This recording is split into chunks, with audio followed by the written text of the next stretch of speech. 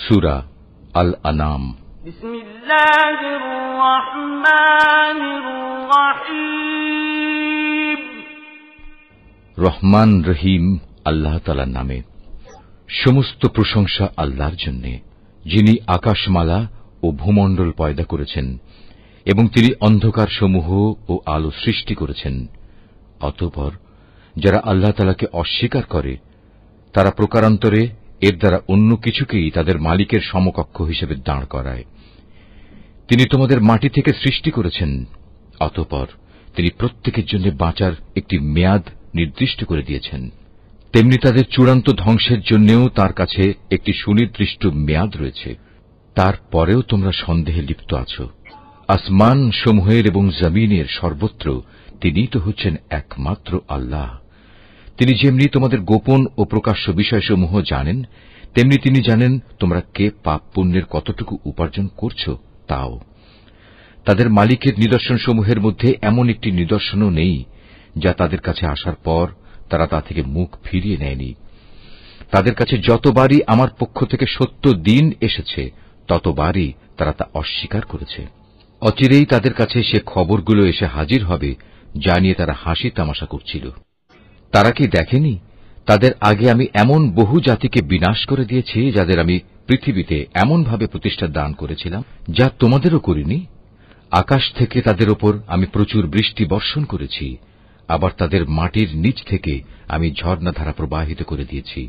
অতঃপর আমি তাদের পাপের কারণে চিরতরে ধ্বংস করে দিয়েছি, আর তাদের পর তাদের জায়গায় আবার আমি এক নতুন জাতির উত্থান ঘটিয়েছি। হে নবী, আমি যদি তোমার কাছে কাগজে লেখা কোনো কিতাব নাজিল করতাম এবং তারা যদি তাদের হাত দিয়ে তা স্পর্শও করত, তাহলেও কাফেররা বলতো এটা তো সুস্পষ্ট জাদু ছাড়া আর কিছুই নয়। তারা বলে, এ নবীর প্রতি কোনো ফেরেশতা নাজিল করা হল না কেন, যে তার সত্যতা সম্পর্কে আমাদের বলে দিত?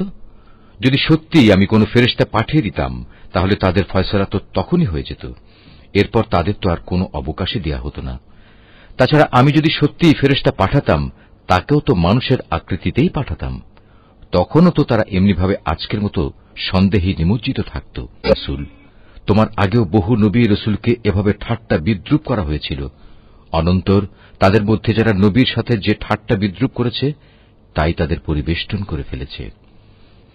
হে নবী, তুমি তাদের বলো, তোমরা এ পৃথিবীতে ঘুরে ফিরে দেখো, যারা নবী রাসূলদের মিথ্যা প্রতিপন্ন করেছে তাদের কি ভয়াবহ পরিণাম হয়েছে। হে নবী, তুমি তাদের জিজ্ঞেস করো, আসমান সমূহ ও জমিনে যা কিছু আছে তা সব কার মালিকানাভুক্ত? তুমি বলো, এর সবকিছুই আল্লাহ তাআলার জন্য। মানুষদের উপর দয়া করাটা তিনি তার নিজের উপর কর্তব্য বলে স্থির করে নিয়েছেন। কিয়ামতের দিন তিনি তোমাদের অবশ্যই জড়ো করবেন, এতে বিন্দুমাত্র সন্দেহ নেই। সত্য স্বীকার করে যারা নিজেরাই নিজেদের ক্ষতি সাধন করেছে তারা এমন একটি দিনের আগমন কখনো বিশ্বাস করে না। রাত ও দিনের মাঝে যা কিছু স্থিতি লাভ করছে তার সবকিছুই তাঁর জন্য। তিনি এদের সবার কথা শোনেন এবং সবার অবস্থা দেখেন। হে নবী, তুমি বলো, আমি কিভাবে আসমানসমূহ ও জমিনের মালিক আল্লাহ তাআলাকে বাদ দিয়ে অন্য কাউকে নিজের পৃষ্ঠপোষক বানিয়ে নেব, অথচ তিনি সৃষ্টিলোকের সবাইকে আহার যোগান। তাঁকে কোন রকম আহার যোগানো যায় না। তুমি বলো, আমাকে আদেশ দেয়া হয়েছে যেন সবার আগে আমি মুসলমান হয়ে যাই, এবং আমাকে আরো আদেশ দেয়া হয়েছে তুমি কখনো মুশরিকদের দলে শামিল হইও না। তুমি আরো বলো, আমি যদি আমার মালিকের কথা না শুনি তাহলে আমি এক মহাদিবসের আযাব আমার উপর আপতিত হওয়ার ভয় করি। সে কিয়ামতের দিন যাকে তার শাস্তি থেকে রেহাই দেয়া হবে তার উপর নিঃসন্দেহে আল্লাহ তাআলা অনুগ্রহ করবেন, আর এটিই হবে সেদিনের সুস্পষ্ট সাফল্য। জেনে রেখো, যদি আল্লাহ তাআলা তোমাকে কোনো দুঃখ পৌঁছাতে চান তাহলে তিনি ছাড়া আর কেউই তোমা থেকে তা দূর করতে পারবে না।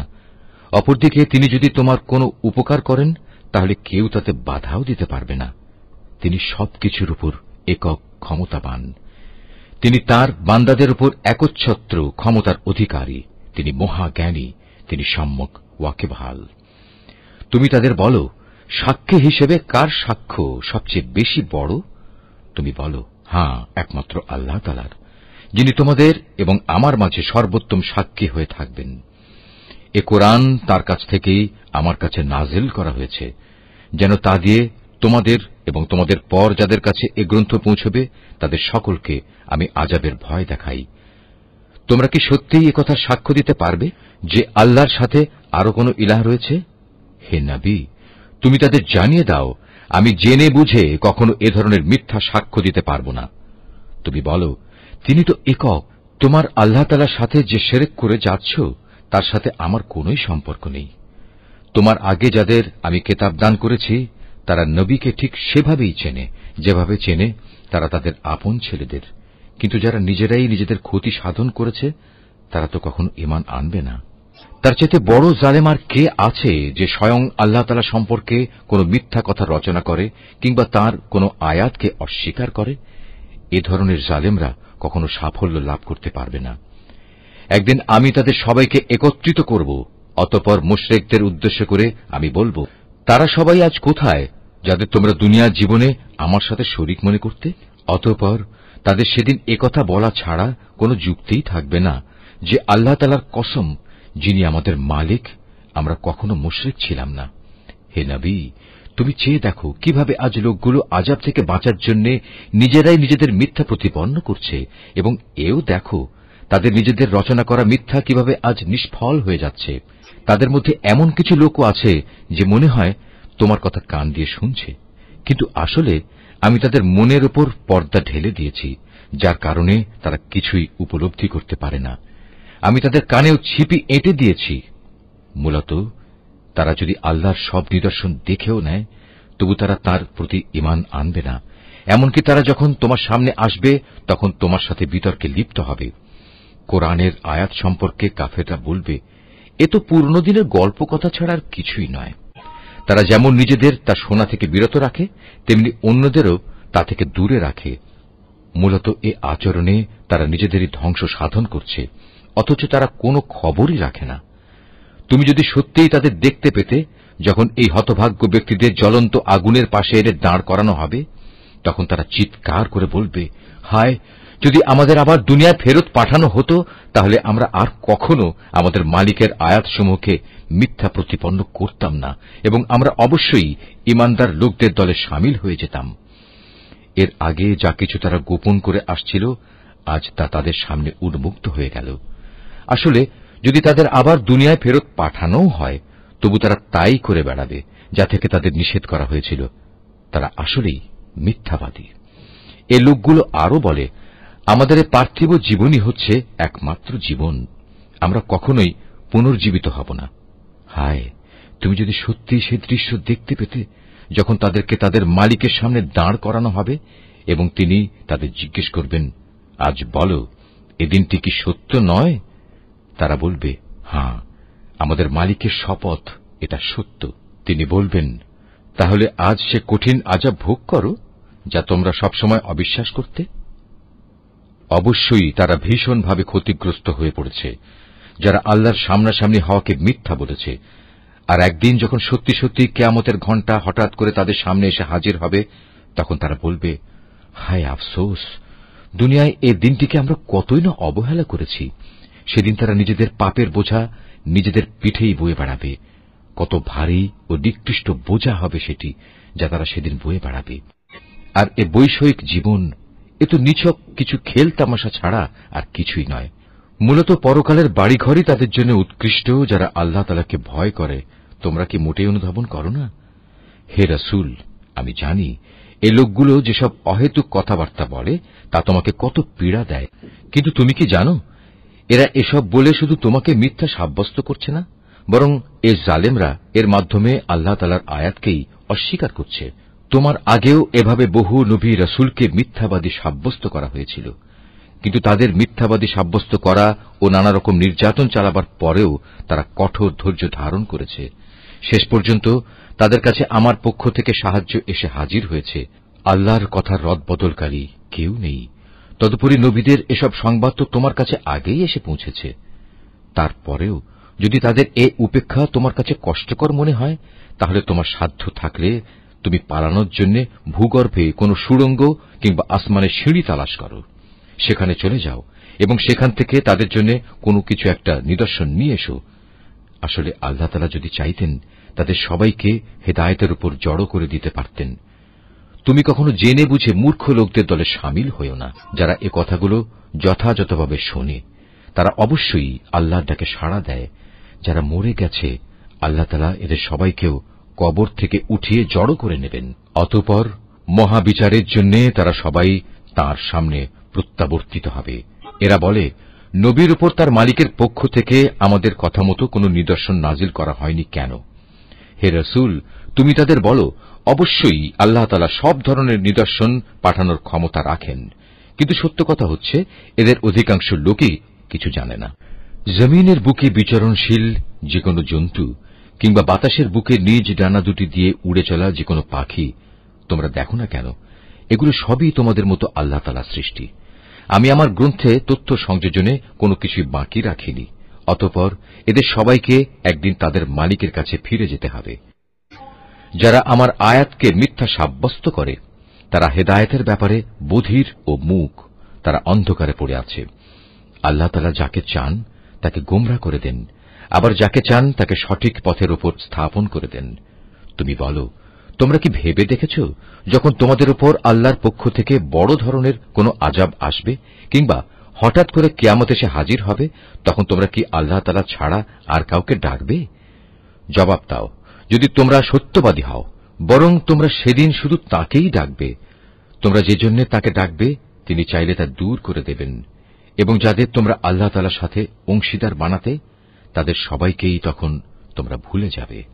তোমার আগের জাতিসমূহের কাছেও আমি আমার রাসূল পাঠিয়েছিলাম, তাদেরও আমি দুঃখ, কষ্ট ও বিপর্যয়ের জালে আটকে রেখেছিলাম, যাতে করে তারা বিনয়ের সাথে নতি স্বীকার করে। কিন্তু সত্যি যখন তাদের কাফের দলের উপর আমার বিপর্যয় এসে আপতিত হল, তখনও তারা বিনীত হল না। অধিকন্তু তাদের অন্তর এতে আরো শক্ত হয়ে গেল, এবং তারা যা করে যাচ্ছিল শয়তান তাদের কাছে তা আকর্ষণীয় করে তুলে ধরল।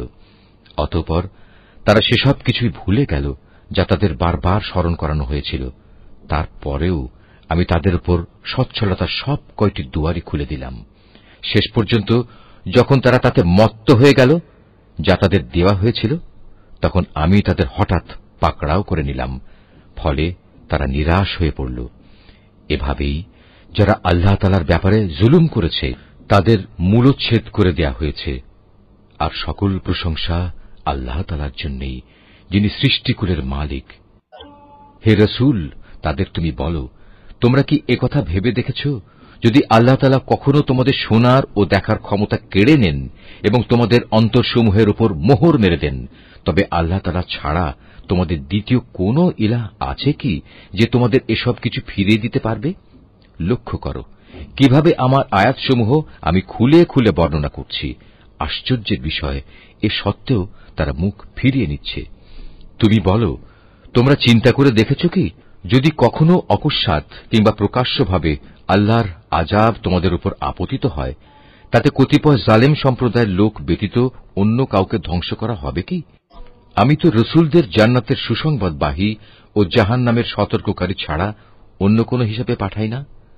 তারপর যে ব্যক্তি রসুলদের উপর ঈমান আনবে এবং এভাবে নিজেকে সংশোধন করে নেবে, এমন লোকদের পরকালে কোনো ভয় নেই এবং তাদের সেদিন কোন রকম চিন্তিতও হতে হবে না। অপরদিকে যারা আমার আয়াতসমূহকে মিথ্যা প্রতিপন্ন করবে, তাদের এই নাফরমানির কারণে আমার আযাব সেদিন তাদের ঘিরে ধরবে। হে মুহাম্মদ, তুমি বলো, আমি তো তোমাদের একথা বলি না যে আমার কাছে আল্লাহ তাআলার বিপুল ধনভাণ্ডার রয়েছে, না একথা বলি আমি গায়েবের কোনো খবর রাখি, আর একথাও বলি না যে আমি একজন ফেরেশতা। আসলে আমি তো সেই ওহীরই অনুসরণ করি যা আমার উপর নাজিল করা হয়। তুমি বলো, অন্ধ আর চক্ষুষ্মান ব্যক্তি কি কখনো এক হতে পারে? তোমরা কি চিন্তা ভাবনা করে দেখো না? হে মুহাম্মদ, তুমি সে কিতাবের মাধ্যমে সেসব লোককে পরকালের আযাবের ব্যাপারে সতর্ক করে দাও, যারা এ ভয় করে যে তাদেরকে একদিন তাদের মালিকের সামনে একত্র করা হবে। সেদিন তাদের জন্য তিনি ছাড়া দ্বিতীয় কোনো সাহায্যকারী বন্ধু কিংবা কোনো সুপারিশকারী থাকবে না। আশা করা যায় তারা সাবধান হবে। যারা সকাল সন্ধ্যায় তাদের মালিককেই ডাকে, তাঁরই সন্তুষ্টি কামনা করে, তাদের তুমি কখনো তোমার কাছ থেকে সরিয়ে দিও না, কারণ তাদের কাজকর্মের জবাবদিহিতার দায়িত্ব যেমন তোমার উপর কিছুই নেই, তেমনি তোমার কাজকর্মের হিসাব কেতাবের কোন রকম দায়িত্ব তাদের উপর নেই। তারপরেও যদি তুমি তাদের তোমার কাছ থেকে দূরে সরিয়ে দাও, তাহলে তুমি বাড়াবাড়ি করা লোকদের দলে সামিল হয়ে যাবে। আর আমি এভাবেই তাদের একদল দ্বারা অন্য দলের পরীক্ষা নিয়েছি, যেন তারা একদল একথা বলতে পারে যে এরাই কি হচ্ছে আমাদের মাঝে সে দলের লোক যাদের উপর আল্লাহ তাআলা তার অনুগ্রহ করেছেন। আল্লাহ তাআলা কি ভালো করে জানেন না কারা তার প্রতি কৃতজ্ঞ? যারা আমার আয়াতসমূহের উপর ঈমান এনেছে, তারা যখন তোমার কাছে আসবে, তখন তুমি তাদের বলো, আল্লাহ তাআলার পক্ষ থেকে তোমাদের উপর শান্তি বর্ষিত হোক। তোমাদের উপর অনুগ্রহ করাটা তোমাদের মালিক নিজের কর্তব্য বলে স্থির করে নিয়েছেন। তবে তোমাদের মধ্যে যদি কেউ কখনো অজ্ঞানতাবশত কোনো অন্যায় কাজ করে বসে এবং পরক্ষণে তওবা করে ও নিজের জীবন শুধরে নেয়, তাহলে আল্লাহ তাআলা তাকে ক্ষমা করে দেবেন। তিনি একান্ত ক্ষমাশীল ও পরম দয়ালু। আর এভাবেই আমি আমার আয়াতসমূহ বিশদভাবে বর্ণনা করি, যাতে অপরাধীদের পথ পরিষ্কার হয়ে যায়। হে মুহাম্মদ, তুমি তাদের বলে দাও, এক আল্লাহ তাআলাকে বাদ দিয়ে তোমরা আর যাদের গোলামি করছ, আমাকে তাদের গোলামি করতে নিষেধ করা হয়েছে। তুমি তাদের এও বলে দাও, আমি কখনো তোমাদের খেয়াল খুশির অনুসরণ করি না। তেমনটি করলে আমি নিঃসন্দেহে গোমরা হয়ে যাব এবং আমি আর সত্যের অনুসরণকারী দলের সাথে থাকব না। তুমি বলো, আমি অবশ্যই আমার মালিকের এক উজ্জ্বল দলিল প্রমাণের উপর প্রতিষ্ঠিত আছি এবং তাকেই তোমরা অস্বীকার করছ। তাকে অস্বীকার করার পরিণাম যা তোমরা দ্রুত দেখতে চাও, তা ঘটানোর ক্ষমতা আমার কাছে নেই। সব জিনিসের চূড়ান্ত ক্ষমতা তো কেবলমাত্র আল্লাহ তাআলার হাতেই রয়েছে। আর এই মহা সত্যটি তিনি তোমাদের কাছে বর্ণনা করছেন। তিনিই হচ্ছেন উত্তম ফয়সালাকারী। তুমি বলো, আযাবের যে বিষয়টার জন্য তোমরা তাড়াহুড়ো করছ, তা ঘটানো যদি আমার ক্ষমতার মধ্যে থাকত, তাহলে তোমাদের ও আমার মধ্যকার ফয়সালা আগেই হয়ে যেত। জালেমদের সাথে কি আচরণ করা উচিত, তা আল্লাহ তাআলা ভালো করেই জানেন। যাবতীয় অদৃশ্য বিষয়ের চাবি তার হাতেই নিবদ্ধ রয়েছে। সেই অদৃশ্য খবর তো তিনি ছাড়া আর কারোরই জানা নেই। জলে স্থলে যেখানে যা কিছু আছে তা শুধু তিনিই জানেন। এই সৃষ্টিরাজির মধ্যে একটি পাতা কোথাও ঝরে না, যার খবর তিনি জানেন না।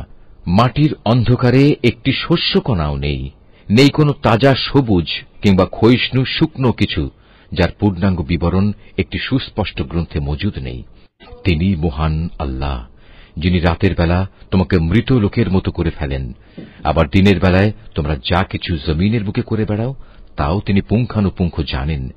পরিশেষে সেখানে তিনি তোমাদের মৃত সম অবস্থা থেকে আবার জীবনের অবস্থায় ফিরিয়ে আনেন, যাতে করে তোমাদের নির্দিষ্ট সময়কাল এভাবে পূর্ণতা প্রাপ্ত হতে পারে। আর এই মেয়াদ পূর্ণ করার পর তোমাদের সবার প্রত্যাবর্তন একদিন তাঁর দিকেই সংঘটিত হবে। অতঃপর তিনি তোমাদের পুঙ্খানুপুঙ্খ বলে দেবেন তোমরা কি কাজ করছিলে। আল্লাহ তাআলা নিজ বান্দাদের যাবতীয় বিষয়ের উপর পূর্ণ মাত্রায় কর্তৃত্বশীল। এজন্যই তিনি তোমাদের উপর পাহারাদার ফেরেশতা নিযুক্ত করেন। অবশেষে তোমাদের কারো যখন মৃত্যু এসে হাজির হয়, তখন প্রেরিত ফেরেশতারা এসে তার জীবনের সমাপ্তি ঘটিয়ে দেয়। দায়িত্ব পালনে এরা কখনো কোনো ভুল করে না। অতঃপর তাদের সবাইকে বিচারের জন্য তাদের আসল মালিকের সামনে ফিরিয়ে নেওয়া হবে। হুঁশিয়ার থেকো, কারণ যাবতীয় ক্ষমতা ও কর্তৃত্ব কিন্তু একা তাঁর এবং তড়িৎ হিসাব গ্রহণে তিনি অত্যন্ত তৎপর। তুমি তাদের বলো, যখন তোমরা স্থলভূমে ও সমুদ্রের অন্ধকারে বিপদে পড়ো, যখন তোমরা কাতর কণ্ঠে এবং নীরবে তাকে ডাকতে থাকো, তখন কে তোমাদের সেসব থেকে উদ্ধার করে? কাকে তোমরা তখন বলো, হে মালিক, আমাদের যদি তুমি বাঁচিয়ে দাও, তাহলে আমরা তোমার কৃতজ্ঞ বান্দাদের দলে সামিল হয়ে যাব। তুমি বলে দাও, হ্যাঁ, আল্লাহ তাআলাই তখন তোমাদের সে অবস্থা থেকে এবং যাবতীয় বিপদ আপদ থেকে বাঁচিয়ে দেন। তারপরেও তোমরা তাঁর সাথে অন্যদের শরীক করো। তুমি আরো বলো, আল্লাহ তাআলা তোমাদের উপর থেকে অথবা তোমাদের পায়ের নিচ থেকে আযাব পাঠাতে সক্ষম, অথবা তিনি তোমাদের দল উপদলে বিভক্ত করে এক দলকে আরেক দলের শাস্তির স্বাদ গ্রহণ করাতেও সম্পূর্ণরূপে সক্ষম।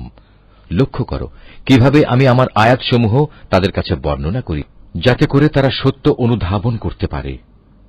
তোমার জাতির লোকেরা তা অস্বীকার করেছে, অথচ তাই একমাত্র সত্য। তুমি তাদের এটুকুই বলে দাও, আমি তোমাদের উপর কর্মবিধায়ক নই। প্রতিটি বার্তার জন্য একটি সুনির্দিষ্ট দিনক্ষণ মজুত রয়েছে এবং তোমরা অচিরেই তা জানতে পারবে। তুমি যখন এমন সব লোককে দেখতে পাও যারা আমার আয়াতসমূহ নিয়ে হাসি বিদ্রুপ করছে, তাহলে তুমি তাদের কাছ থেকে সরে এসো, যতক্ষণ না তারা অন্য কিছু বলতে শুরু করে। যদি কখনো শয়তান তোমাকে ভুলিয়ে ওখানে বসিয়ে রাখে, তাহলে মনে পড়ার পর জালিম সম্প্রদায়ের সাথে আর বসে থেকো না। তাদের এসব কার্যকলাপের ব্যাপারে আল্লাহ তাআলাকে যারা ভয় করে তাদের উপর হিসাবের কোনো দায় দায়িত্ব নেই। তবে উপদেশ তো দিয়েই যেতে হবে। হতে পারে তারা আল্লাহ তাআলাকে ভয় করবে। সেসব লোকের সঙ্গ তুমি বর্জন করো যারা তাদের দিনকে নিছক খেল তামাশায় পরিণত করে রেখেছে এবং এ পার্থিব জীবন যাদের প্রতারণার জালে আটকে রেখেছে। তুমি এ কোরআন দিয়ে তাদের আমার কথা স্মরণ করাতে থাকো, যাতে করে কেউ নিজের পার্থিব কর্মকাণ্ডের ফলে নিজেই ধ্বংস হয়ে যেতে না পারে। মহাবিচারের দিন তার জন্য আল্লাহ তাআলা ছাড়া অন্য সাহায্যকারী বন্ধু এবং সুপারিশকারী থাকবে না। সে যদি নিজের সবকিছু দিয়েও দেয়, তবু তার কাছ থেকে সেদিন তা গ্রহণ করা হবে না। এরাই হচ্ছে সে হতভাগ্য মানুষ যাদের নিজেদের অর্জিত গুনাহের কারণে তাদের ধ্বংস করে দেয়া হবে। আল্লাহ তাআলাকে অস্বীকার করার কারণে তাদের জন্য আরো থাকবে ফুটন্ত পানি ও মর্মন্তুদ শাস্তি। তুমি তাদের বলো, আমরা কি আল্লাহ তাআলাকে বাদ দিয়ে এমন কাউকে ডাকব যে না আমাদের কোনো উপকার করতে পারে না আমাদের কোনো অপকার করতে পারে? আল্লাহ তাআলা যেখানে আমাদের চলার জন্য সঠিক পথ বাতলে দিয়েছেন, সেখানে তাকে বাদ দিয়ে আমরা কি আবার উল্টো পথে ফিরে যাব? ঠিক সে ব্যক্তিটির মতো যাকে শয়তানরা জমিনের বুকে পথভ্রষ্ট করে দাঁড়ে দাঁড়ে ঠোকর খাওয়াচ্ছে, অথচ তার সঙ্গী সাথীরা তাকে ডাকবে, তুমি আমাদের কাছে এসো, আমাদের কাছে মজুদ আল্লাহ তাআলার সহজ সরল পথের দিকে। তুমি বলে দাও, সত্যিকার অর্থে হেদায়েত তো তাই যা আল্লাহর পক্ষ থেকে আসে, এবং আমাদের এ আদেশ দেয়া হয়েছে যেন আমরা সৃষ্টিকুলের মালিকের সামনে আনুগত্যের মাথা নত করি। আমরা যেন নামাজ প্রতিষ্ঠা করি এবং আল্লাহ তাআলাকে ভয় করি, কেননা তিনিই হচ্ছেন এমন সত্তা যার সামনে একদিন তোমাদের সমবেত করা হবে। তিনি যথাবিধি আসমান সমূহ ও জমিন সৃষ্টি করেছেন। যেদিন আবার তিনি বলবেন সব কিছু বিলীন হয়ে যাও, তখন সাথে সাথেই তা বিলীন হয়ে যাবে। তার কথাই হচ্ছে চূড়ান্ত সত্য। যেদিন সিঙায় ফু দেয়া হবে, সেদিন যাবতীয় কর্তৃত্ব ও বাদশাহী হবে একান্তই তাঁর। তিনি দৃশ্য অদৃশ্য সবকিছু সম্পর্কেই সম্যক অবগত রয়েছেন। তিনি প্রজ্ঞাময়, তিনি সম্যক অবগত।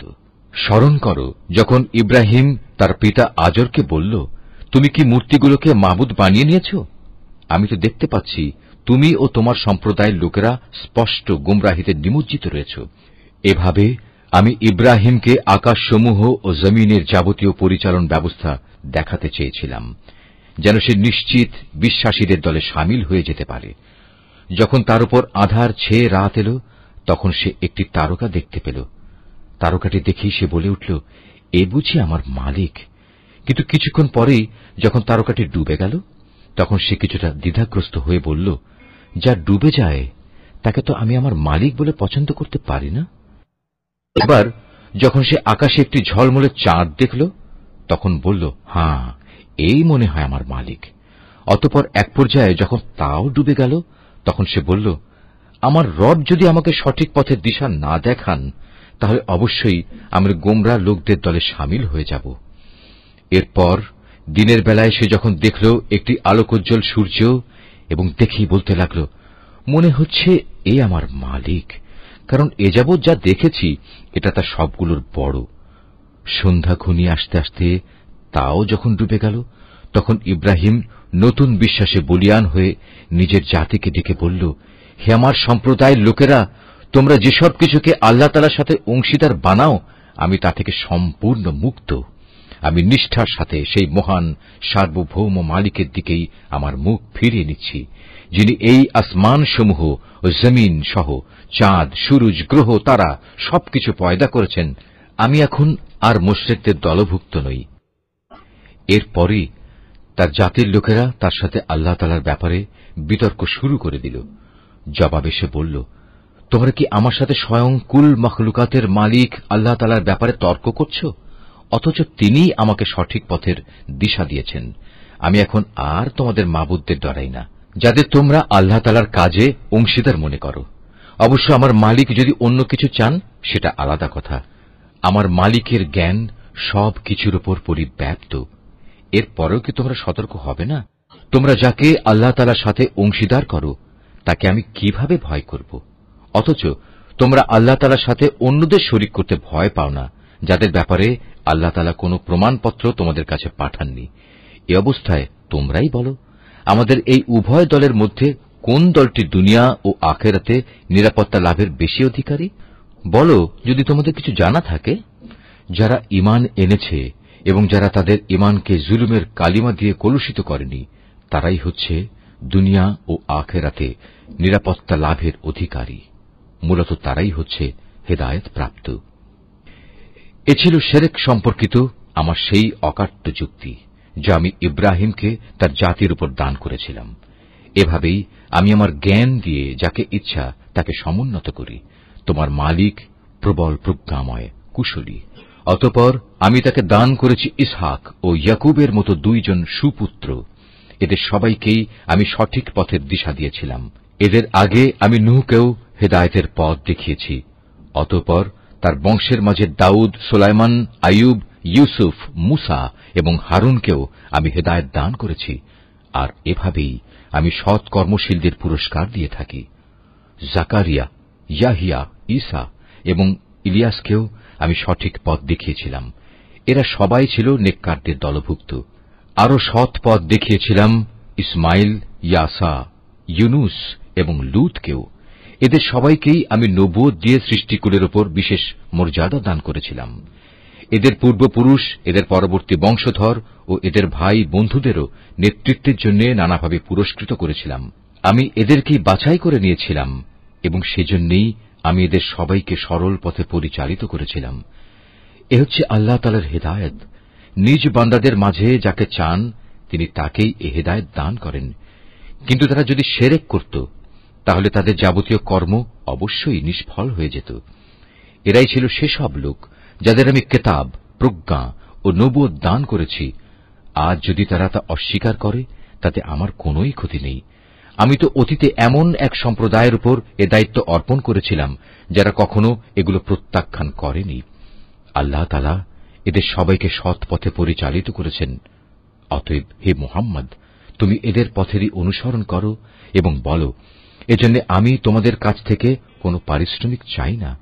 আসলে এ হচ্ছে দুনিয়ার মানুষের জন্য একটি স্মরণিকা মাত্র। তারা আল্লাহ তাআলাকে তার যথাযোগ্য মর্যাদা দান করেনি।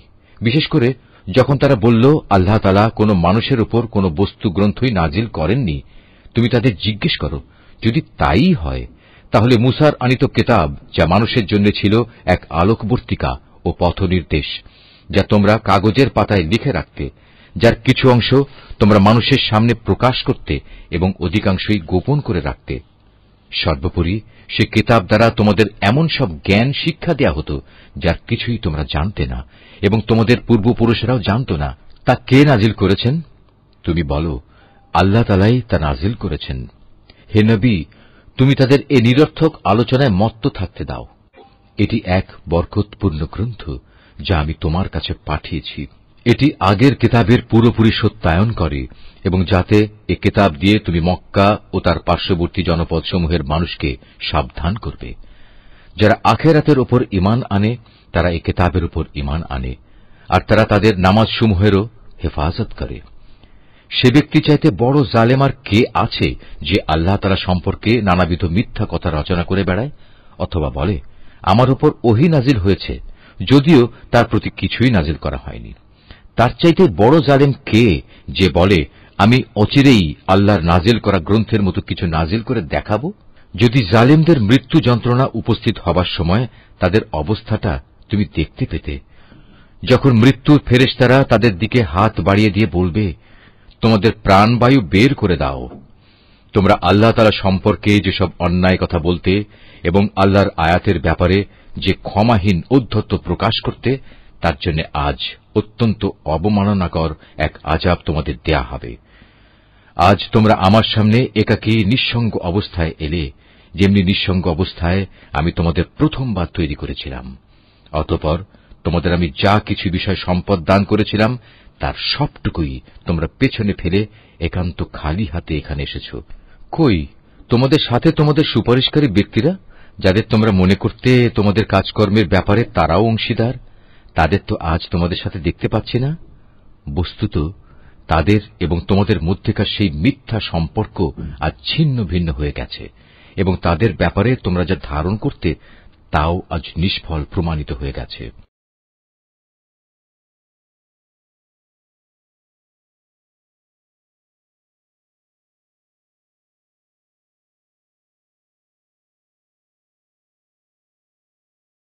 অবশ্যই আল্লাহ তাআলা শস্য বীজ ও আঁটিগুলো অঙ্কুরিত করেন।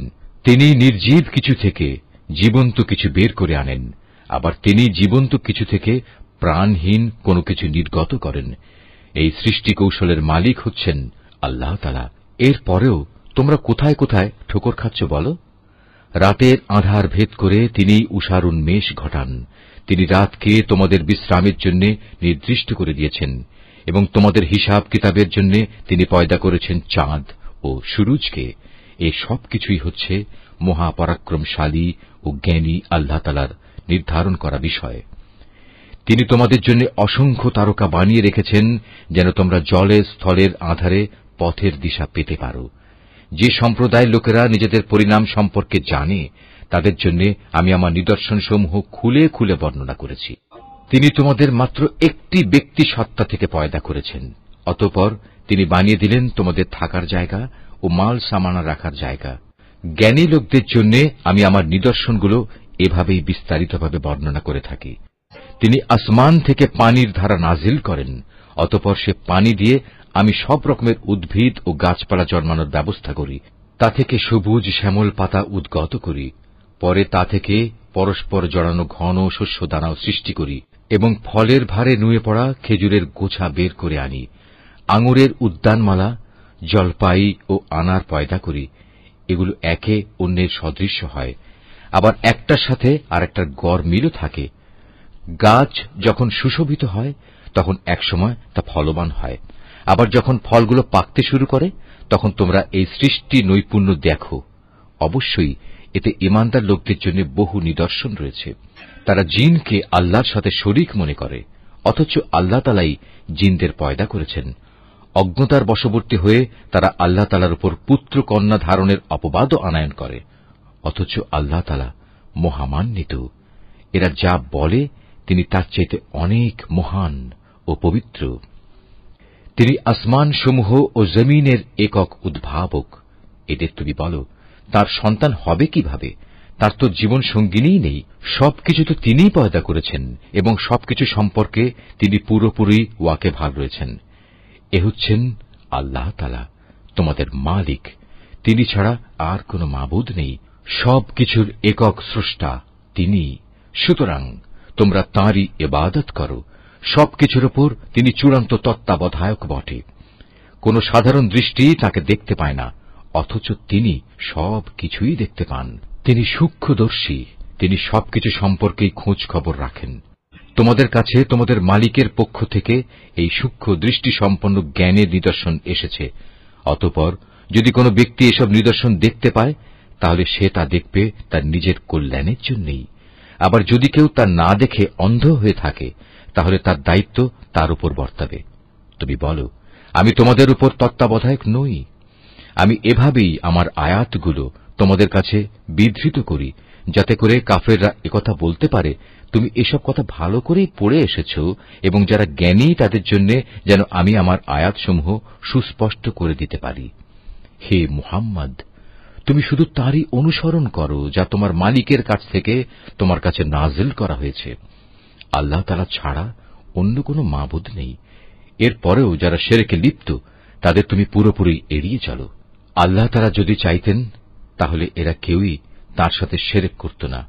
আর আসলে আমি তোমাকে তাদের উপর পাহারাদার নিযুক্ত করে পাঠাইনি। সত্যি কথা হচ্ছে, তুমি তো তাদের উপর কোনো অভিভাবকও নাও।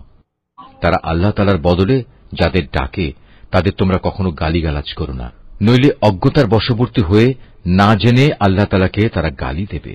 আমি প্রত্যেক জাতির কাছেই তাদের নিজেদের কার্যকলাপ সুশোভন করে রেখেছি, অতঃপর সবাইকেই তাদের মালিকের কাছে ফিরে যেতে হবে। অতঃপর তিনি তাদের বলে দেবেন তারা দুনিয়ার জীবনে কি করে এসেছে। এরা আল্লাহর নামে কঠিন শপথ করে বলে, যদি তাদের কাছে কোনো নিদর্শন আসে তাহলে অবশ্যই তারা তার উপর ঈমান আনবে। তুমি বলো, নিদর্শন পাঠানো সম্পূর্ণ তো আল্লাহ তাআলার নিজস্ব ব্যাপার। কে তোমাকে বুঝিয়ে দেবে যে নিদর্শন এলেও এরা কখনো ঈমান আনবে না? আমি অচিরেই তাদের অন্তঃকরণ ও দৃষ্টিশক্তিকে অন্যদিকে ফিরিয়ে দেব, যেমন তারা প্রথমবারেই এ কোরআনের উপর ঈমান আনেনি, এবং আমি তাদের অবাধ্যতার আবর্তে ঘুরপাক খাওয়ার জন্য ছেড়ে দেব। এমনকি আমি যদি তাদের কাছে আমার ফেরেশতাও পাঠিয়ে দেই এবং কবর থেকে মৃত ব্যক্তিরাও যদি উঠে এসে তাদের সাথে কথা বলে, কিংবা আমি যদি দুনিয়ার সমুদয় বস্তুও এনে তাদের উপর জড়ো করে দিই, তবু এরা কখনো ঈমান আনবে না। অবশ্য এদের কারো ব্যাপারে যদি আল্লাহ তাআলা ভিন্ন কিছু চান তা আলাদা কথা। আসলে এদের অধিকাংশ ব্যক্তি মূর্খের আচরণ করে। আমি এভাবেই প্রত্যেক নবীর জন্য যুগে যুগে কিছু কিছু দুশমন বানিয়ে রেখেছি মানুষের মাঝ থেকে, কিছু আবার জিনদের মাঝ থেকে, যারা প্রতারণা করার উদ্দেশ্যে একে অন্যকে চমকপ্রদ কথা বলে। তোমার মালিক চাইলে তারা অবশ্য এটা করতে পারত না। অতএব তুমি তাদের ছেড়ে দাও, তারা যা পারে মিথ্যা রচনা করে বেড়াক। যারা শেষ বিচারের দিনের উপর ঈমান রাখে না, তাদের মন এর ফলে শয়তানের প্রতি অনুরাগী হয়ে পড়ে, যাতে করে তারা তার ব্যাপারে সন্তুষ্ট থাকতে পারে। সর্বোপরি তারা যেসব কুকর্ম চালিয়ে যেতে চায় তাও এর ফলে নির্বিঘ্নে তারা চালিয়ে যেতে পারে। তুমি বলো, আমি কি আল্লাহ তাআলা ছাড়া অন্য কোন ফয়সালাকারী সন্ধান করব? অথচ তিনিই হচ্ছেন সেই মহান সত্তা, যিনি তোমাদের কাছে তাঁর কেতাব সবিস্তার নাজিল করেছেন। আগে যাদের আমি আমার কেতাব দান করেছিলাম তারা জানে তোমার মালিকের পক্ষ থেকে সত্যবাণী নিয়েই এটা আল কোরআন নাজিল করা হয়েছে। অতএব তুমি কখনো সন্দিহানদের অন্তর্ভুক্ত হও না। ন্যায় ও ইনসাফের আলোকে তোমার মালিকের কথাগুলো পরিপূর্ণ, এবং তার এ কথা পরিবর্তন করার কেউ নেই। তিনি সর্বশ্রোতা, সর্বজ্ঞ। হে মুহাম্মদ, দুনিয়ার অধিকাংশ মানুষের কথা যদি তুমি মেনে চলো, তাহলে তারা তোমাকে আল্লাহ তাআলার পথ থেকে বিচ্যুত করে ছাড়বে, কেননা এরা নিছক অনুমানের উপর ভিত্তি করেই চলে। অধিকাংশ ব্যাপারেই এরা মিথ্যা কথা ছড়ায়। তোমার মালিক নিঃসন্দেহে একথা ভালো করেই জানেন কে তাঁর পথ ছেড়ে বিপদগামী হচ্ছে, আবার কে সঠিক পথের অনুসারী তাও তিনি সম্যক অবগত রয়েছেন। যদি আল্লাহ তাআলার আয়াতের উপর তোমরা বিশ্বাস করো, তাহলে তোমরা শুধু সেসব জন্তুর গোশত খাবে যার উপর জবাই করার সময় আল্লাহ তাআলার নাম নেওয়া হয়েছে। তোমাদের একই হয়েছে, তোমরা সেসব জন্তুর গোশত কেন খাবে না যার উপর জবাইয়ের সময় আল্লাহ তাআলার নাম নেওয়া হয়েছে? বিশেষ করে যখন আল্লাহ তাআলা পরিষ্কার করে বলে দিয়েছেন যে তিনি তোমাদের উপর কোন কোন বস্তু হারাম করেছেন।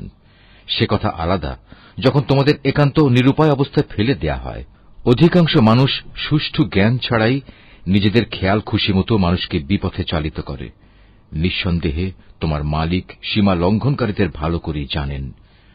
তোমরা প্রকাশ্য গুনাহ থেকে বেঁচে থাকো, গোপন গুনাহ থেকেও বেঁচে থাকো। নিঃসন্দেহে যারা কোনো গুনাহের কাজ করবে তাদের কৃতকর্মের যথাযথ ফল তাদের প্রদান করা হবে। জবাইয়ের সময় যার উপর আল্লাহ তাআলার নাম নেওয়া হয়নি সে জন্তুর গোশত তোমরা কখনো খাবে না, কেননা তা হচ্ছে জঘন্য গুনাহের কাজ। শয়তানের কাজই হচ্ছে তার সঙ্গী সাথীদের মনে প্ররোচনা দেয়া, যেন তারা তোমাদের সাথে এ নিয়ে ঝগড়া বিবাদে লিপ্ত হয়।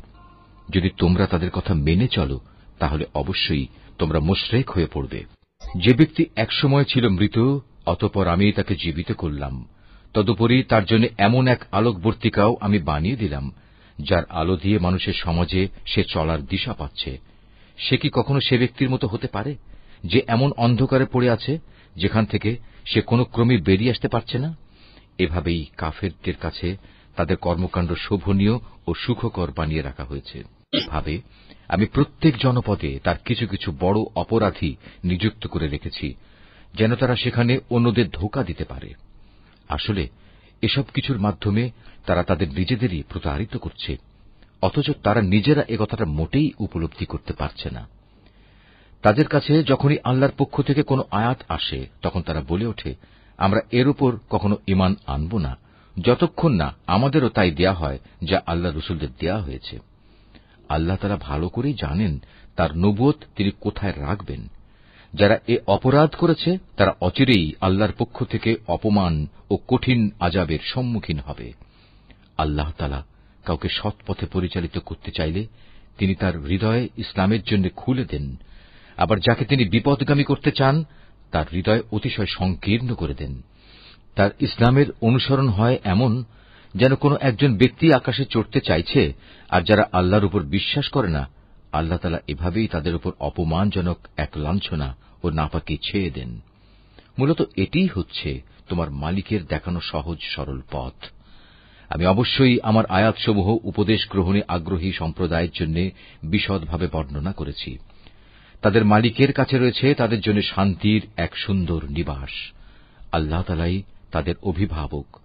দুনিয়ায় তারা যা করত এটা হচ্ছে তারই বিনিময়। স্মরণ করো যেদিন আল্লাহ তাআলা সবাইকে একত্রিত করবেন, তখন তিনি শয়তানরূপী জিনদের বলবেন, হে জিন সম্প্রদায়, তোমরা তো বিভিন্ন সময় অনেক মানুষকেই গোমরাহ করেছ।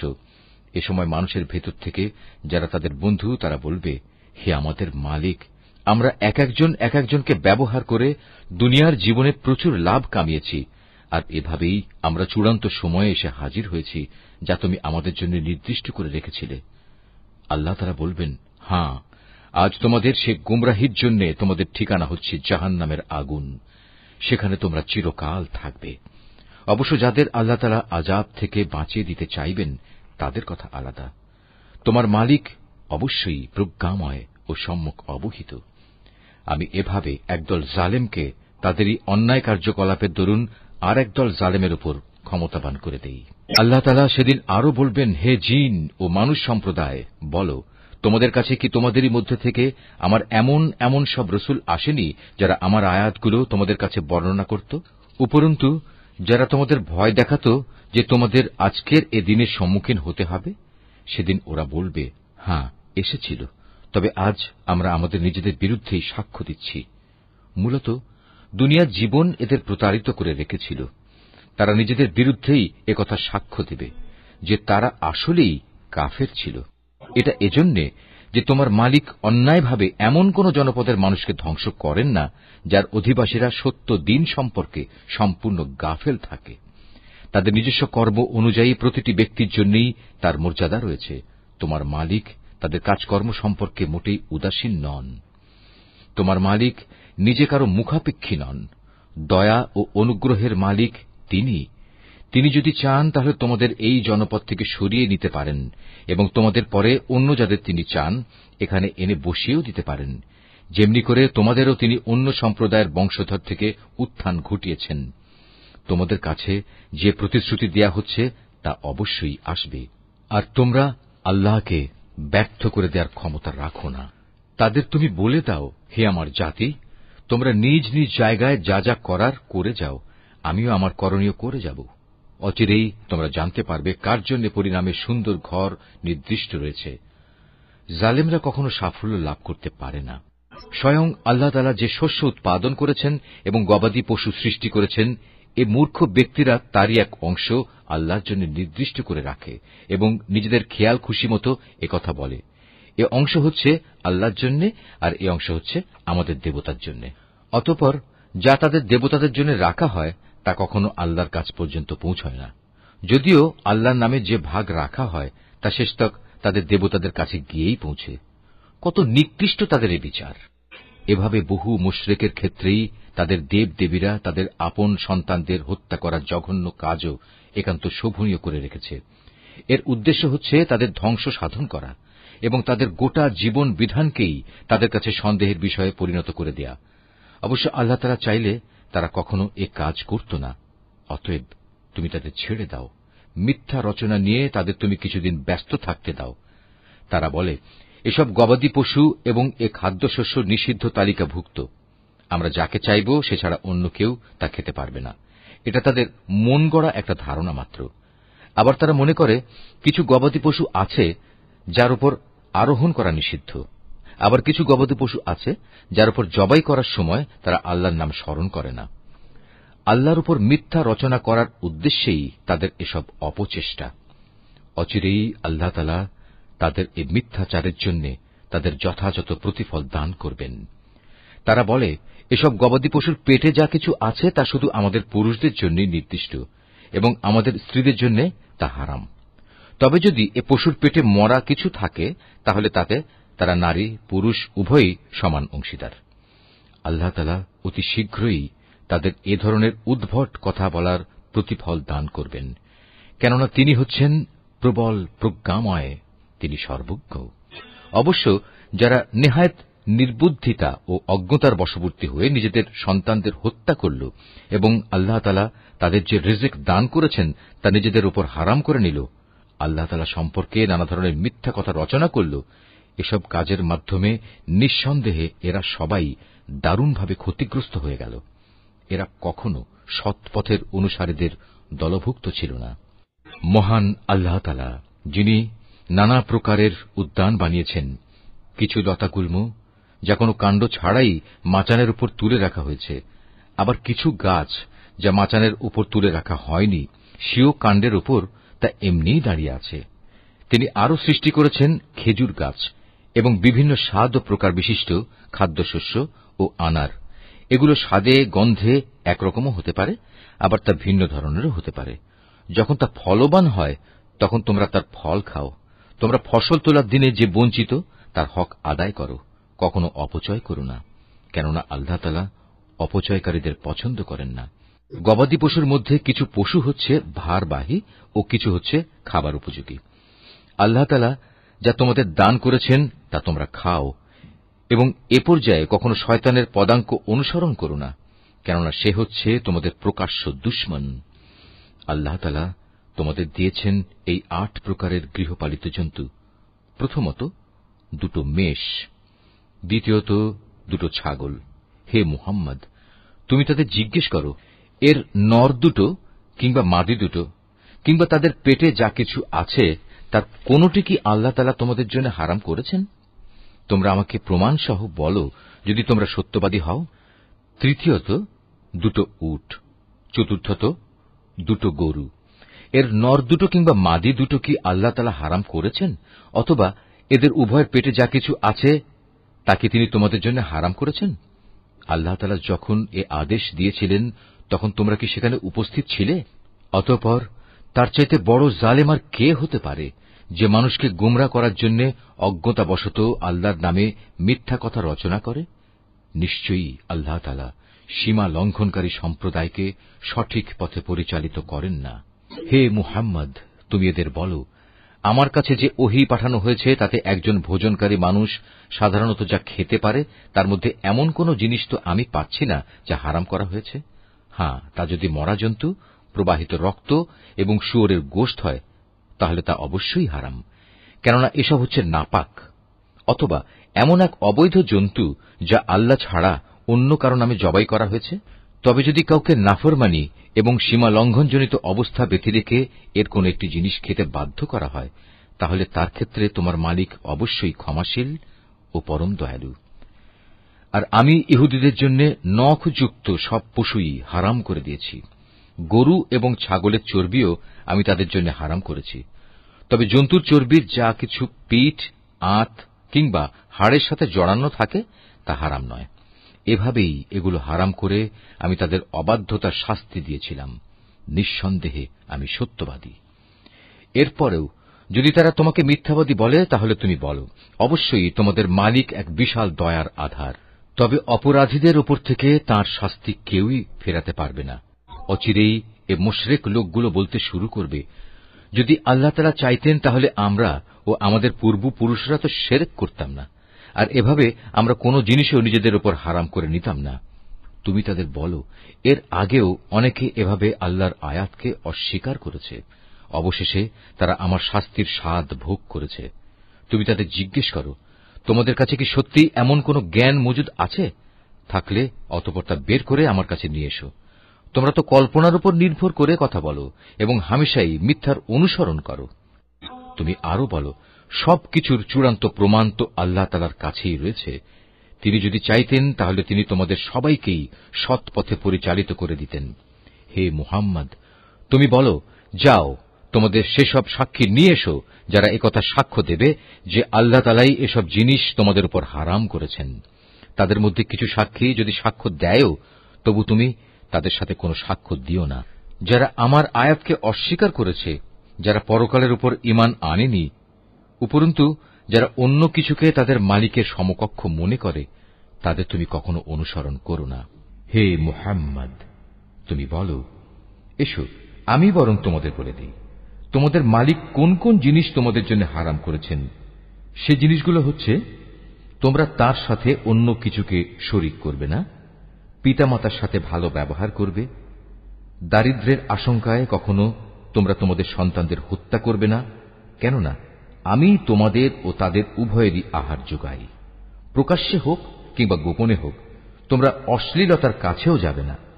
আল্লাহ তাআলা যে জীবনকে তোমাদের জন্য মর্যাদাবান করেছেন, তাকে কখনো যথার্থ কারণ ব্যতি রেখে হত্যা করো না। এ হচ্ছে কতিপয় নির্দেশ। আল্লাহ তাআলা এর মাধ্যমে তোমাদের আদেশ দিয়েছেন, এগুলো যেন তোমরা মেনে চলো। আশা করা যায় তোমরা তার বাণীসমূহ অনুধাবন করতে পারবে। তোমরা কখনো এতিমদের সম্পদের কাছেও যাবে না, তবে উদ্দেশ্য যদি নেক হয়, তাহলে সে একটা নির্দিষ্ট বয়সসীমার পৌঁছা পর্যন্ত কোনো পদক্ষেপ নিলে তা ভিন্ন কথা। পরিমাপ ও ওজন করার সময় ন্যায্যভাবেই তা করবে। আমি কখনো কারো ওপর তার সাধ্য সীমার বাইরে কোনো দায়িত্ব চাপাই না। যখনই তোমরা কোনো ব্যাপারে কথা বলবে, তখন ইনসাফ প্রতিষ্ঠা করবে, যদি তা তোমাদের একান্ত আপনজনের বিরুদ্ধেও হয়। তোমরা আল্লাহ তাআলাকে দেয়া সব অঙ্গীকার পূরণ করো। এ হচ্ছে আরো কতিপয় আদেশ। এর মাধ্যমে আল্লাহ তাআলা তোমাদের আদেশ দিয়েছেন, তোমরা যেন এগুলো মেনে চলো। আশা করা যায় তোমরা উপদেশ গ্রহণ করতে পারবে। এটা হচ্ছে আমার দেখানো সহজ সরল পথ। অতএব একমাত্র এ পথেরই তোমরা অনুসরণ করো। কখনো ভিন্ন পথ অবলম্বন করো না, কেননা ভিন্ন পথ অবলম্বন করলে তা তোমাদের তার পথ থেকে বিচ্ছিন্ন করে দেবে। এ হচ্ছে আরো কয়েকটি নির্দেশ। আল্লাহ তাআলা এর মাধ্যমে তোমাদের আদেশ দিচ্ছেন যেন তোমরা এগুলো মেনে চলো। আশা করা যায় তোমরা আল্লাহ তাআলাকে ভয় করবে। অতঃপর আমি মূসাকে হেদায়েত সম্বলিত কিতাব দান করেছিলাম। তা ছিল পরিপূর্ণ এবং বিশদ হেদায়েত ও রহমত, যাতে করে বনী ইসরাইল সম্প্রদায়ের লোকেরা একথার উপর বিশ্বাস স্থাপন করে যে একদিন তাদের সবাইকে তাদের মালিকের সমীপে হাজির হতে হবে। এ কল্যাণময় কিতাবও আমি তোমাদের জন্য নাজিল করেছি। অতএব তোমরা এর অনুসরণ করো এবং কিতাবের শিক্ষানুযায়ী তোমরা আল্লাহ তাআলাকে ভয় করো। হয়তো তোমাদের উপর দয়া ও অনুগ্রহ প্রদর্শন করা হবে। এখন তোমরা আর একথা বলতে পারবে না যে আল্লাহর কিতাব তো আমাদের আগের ইহুদি ও খ্রিস্টান এ দুটো সম্প্রদায়কে দেয়া হয়েছিল, তাই আমরা সে কিতাবের পাঠ সম্পর্কে অজ্ঞ ছিলাম।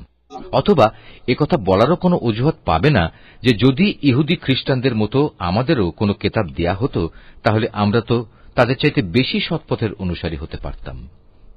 আজ তোমাদের কাছে সত্যি তোমাদের মালিকের পক্ষ থেকে সুস্পষ্ট প্রমাণ, হেদায়েত ও রহমত সর্বস্ব কিতাব এসেছে।